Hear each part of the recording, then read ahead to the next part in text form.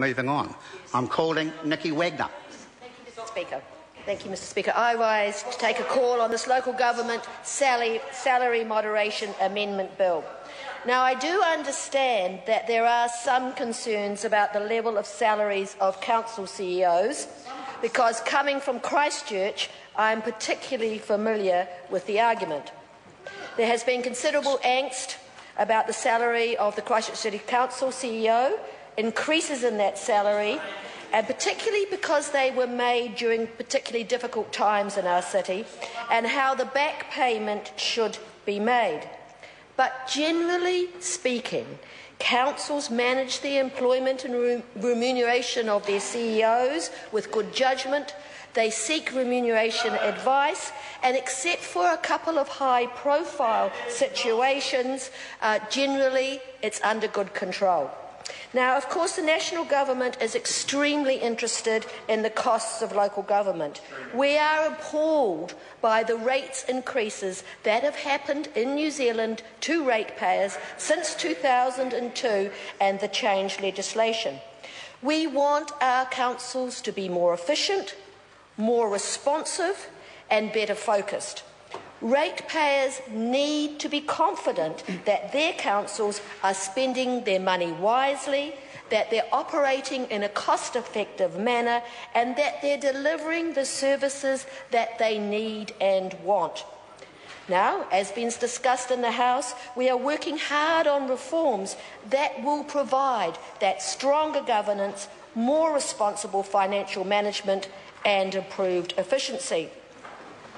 We agree with Annette King that ratepayers would like more transparent process of managing the CEO's appointment, both their employment and their remuneration policies.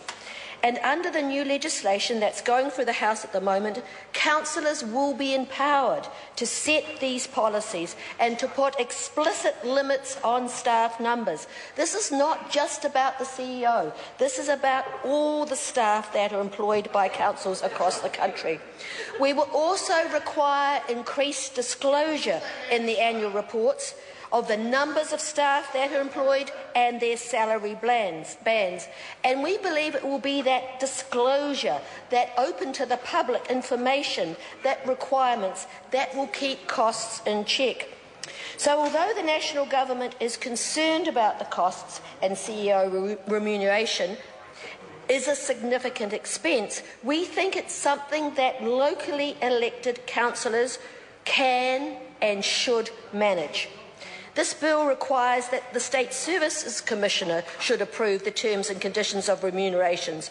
We do not believe that this is the role of central government. We trust local decision-making for local communities. It is particularly important that the decision-makers in this process are accountable to their ratepayers. Certainly, the State Services Commissioner would not face that accountability. Councillors would be very unwise to make flamboyant decisions in this case because they tend to be voted out. And it will be interesting to see what happens to councillors in the long term. So, in summary, we support local democracy and decision-making as close as possible to the communities that pay. So we cannot support this bill. Call Eugenie Sage. Thank you, Mr. Speaker. Mr. Speaker, I'm puzzled.